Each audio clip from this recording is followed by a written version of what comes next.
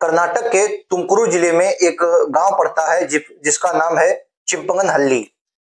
8 अगस्त 2025 की बात है। सुबह का समय था, लोग अपने गांव से बाहर निकल रहे थे। तभी देखते हैं कि झाड़ियों से एक कुत्ता निकलता है, लेकिन इस कुत्ते के जो मुंह में था वो एक इंसानी हाथ था। ये देखकर जो गांव वाले थे वो शौक में पड़ जाते हैं। उनमें से एक गांव का आदमी पुलिस को फोन करता है। पुलिस को जब ये सूचना मिलती है तो पुलिस तुरंत शक में आ जाती है कि कहीं ना कहीं ये बड़ी घटना को अंजाम हो सकता है। पुलिस जब मौके पर पहुंचती है और वहां के आसपास इलाके को छानबीन करती है तो उस इलाके में और भी जो शव था, यानी कि उसके और भी टुकड़े, इंसानी टुकड़े और भी पाए गए। पुलिस और जांच करती है और लगभग 3 से 5 किलोमीटर की दूरी में लगभग 19 टुकड़े पाए जाते हैं। इनमें कुछ टुकड़े ऐसे ही खाली पड़े थे और कुछ जो थे वो पॉलीथीन में भरे गए थे। और ये पूरी जो घटना हुई थी, ये कर्नाटक का तुमकुरू जिला है, उसके वहां पर 2-3 गांव में हुई थी। इनमें कोलाला गांव आता है, चिंपगनहल्ली गांव आता है। इन्हीं के गांव के आसपास हुई थी और थोड़ी दूर पर एक बिल्लालावे गांव है।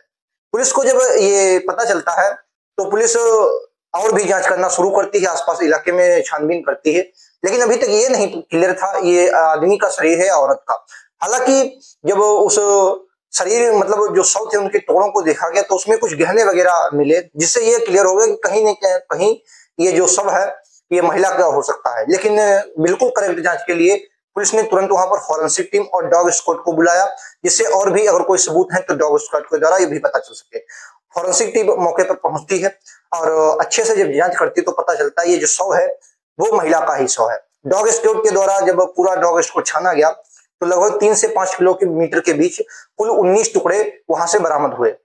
ये जब टुकड़े बरामद हुए तो पुलिस को पता चल गया कि ये कोई मतलब धोखे से हुई हत्या नहीं है, ये जानबूझकर किया गया कृत्य है। जब महिला के शरीर पर, जो महिला थी उसका जो शव था, उसके शरीर पर जब गहने पाए गए तो ये भी क्लियर हो गया कि ये जो हत्या हुई है लूट-पुट के अंदेशे से नहीं हुई है, क्योंकि गहने उसके शरीर पर थे। यहाँ ये क्लियर हो गया था ये जो साजिश है वो सोची समझी साजिश है। पुलिस ने अपनी जांच तेज की और सबसे पहले पुलिस ने ये पता करने की कोशिश की कि जानना चाहा कि आसपास किसी थाने में गुमशुदगी की रिपोर्ट तो नहीं दर्ज है। साथ ही जो पुलिस थी उसने कई 2-3 टीमें बनाई और अलग अलग दिशा में हर टीम को भेजा।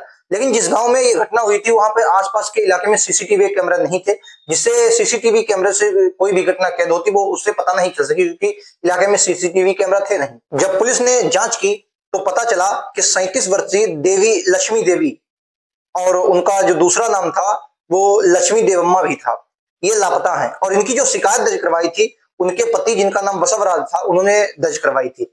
उन्होंने बताया कि जो लक्ष्मी देवी हैं ये वेल्लावे गांव की रहने वाली हैं।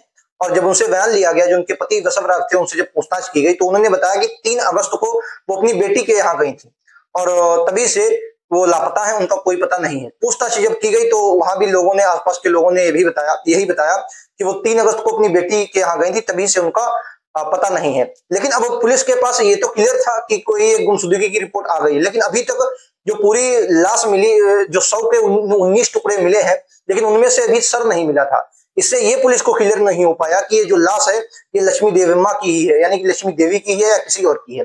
फिलहाल पुलिस अपनी कोशिश करती रही। 2 दिनों के बाद पुलिस को एक और सफलता मिलती है और जो लाश थी उसका शव मिल जाता है। जब वो मौके पर शव मिला तो जो वसवराज थे उनको मौके पर बुलाया गया और उनसे पूछताछ की गई तो उन्होंने शव को देखकर बताया कि हाँ, ये उनकी पत्नी लक्ष्मी देवी का ही सर है, जिनकी उम्र 47 वर्ष थी। पुलिस को ये क्लियर हो गया था कि ये हत्या जो है वो सोची समझी साजिश है और लक्ष्मी देवी की हत्या की गई है। अब पुलिस के सामने एक ही क्लू था, वो था पूछताछ। सिर्फ पूछताछ से ही पता लगा सकती थी पुलिस की आखिर लक्ष्मी देवी की हत्या किसने की और क्यों की, क्योंकि जो 19 टुकड़े थे वो गवाही दे रहे थे कि किसी ने हत्या जो की है बहुत बेरहमी से की है, लूटपाट के अंदेशे से नहीं हुई है, ये किसी सोची समझी साजिश हो सकती है। जब पूछताछ की गई तो आसपास के लोगों और खुद वसवराज ने बताया कि इस प्रकार की हमारी कोई भी पिछली बुराई नहीं है जिससे ये घटना को अंजाम दिया जा सके। जब पुलिस ने इधर उधर पूछताछ की और जांच की तो पता चला कि 3 अगस्त को हनुमंतपुरा से कोरतागरे के बीच एक एसयूवी बार बार नजर आ रही थी। अब ये हनुमंतपुरा और कोरतागरे क्या था? हनुमंतपुरा जो है वो जो लक्ष्मी देवी हैं उनकी बेटी तेजस्वी का घर जो था वो हनुमंतपुरा में था और कोरतागरे जो जगह थी जहां पर लक्ष्मी देवी का सर मिला था वो जो जगह थी वो कोरतागरे थी। अच्छा, 3 अगस्त को जब यहाँ पर लगातार एक एसयूवी देखी गई तो पुलिस ने उस एसयूवी की जांच की, लेकिन जो आसपास उन जो लोग थे वहां के, उन्होंने ये भी बताया कि जो एसयूवी थी उसमें अगली प्लेट और जो पिछली प्लेट है वो दोनों अलग अलग थी। जब उन दोनों के नंबर देखे गए, आसपास के थोड़े बहुत नंबर बताए, तो पता चला ये दोनों के दोनों नंबर फर्जी हैं, ये किसी भी गाड़ी पर मैच नहीं करते हैं। लेकिन एक बात कॉमन थी, जो एसयूवी थी उसकी जो बोनट, आगे का बोनट था, उसमें अलग सी डिजाइन थी। पूछताछ में पता चला कि ये जो बोनट, इस तरीके का जो बोनट है वो उर्देगिरी के रहने वाले सतीश की एसयूवी पर है।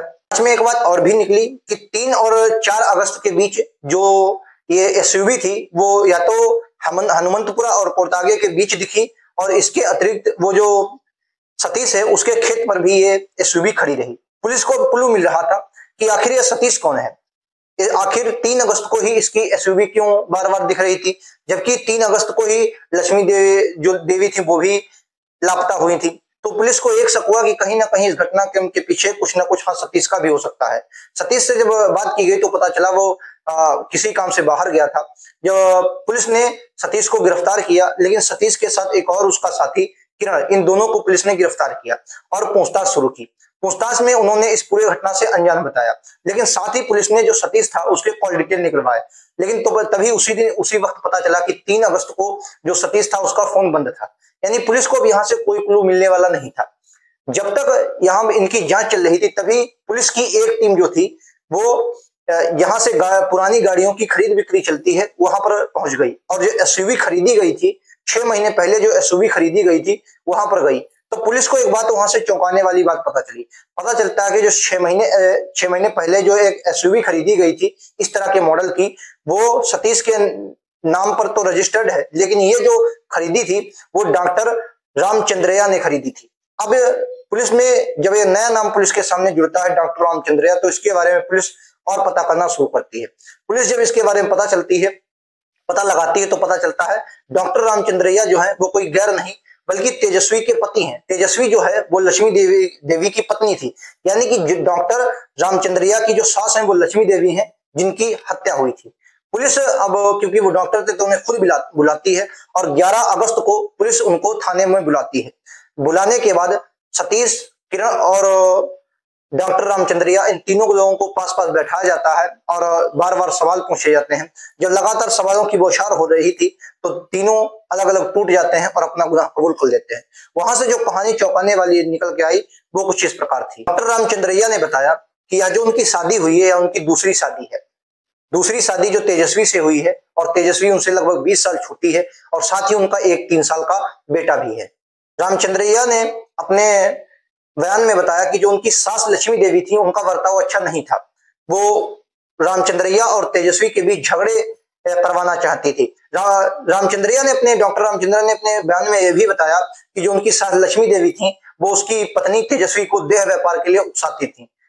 उसके बाद जब तेजस्वी को इस पूरे घटनाक्रम के बारे में पता चला, जो रामचंद्रया उनको इस बारे में जब पता चला तो उनको लगा कि उनका घर बिगड़ जाएगा। वो परिवार को बहुत चाहते थे, उनकी ये दूसरी पत्नी थी, वो नहीं चाहते थे कि उनका 3 साल का बेटा और उनकी पत्नी उनसे अलग हो जाए। इसीलिए उन्होंने एक योजना बनाई और अपने रास्ते से लक्ष्मी देवी को हटाने की योजना बनाई। ये कोई एक दिन की साजिश नहीं थी बल्कि 6 महीने पहले सोची समझी साजिश थी, और इसीलिए उन्होंने एक 6 महीने पहले एक एसयूवी खरीदी थी, और एसयूवी सबूत मिटाने के लिए रामचंद्रया ने अपने नाम पर ना खरीद कर सतीश के नाम पर दर्ज करवाई थी, और इसकी सुपारी भी दी गई थी। जो सतीश और किरण थे ये कोई रामचंद्रया के खास आदमी नहीं थे बल्कि पैसों पर लिए गए आदमी थे।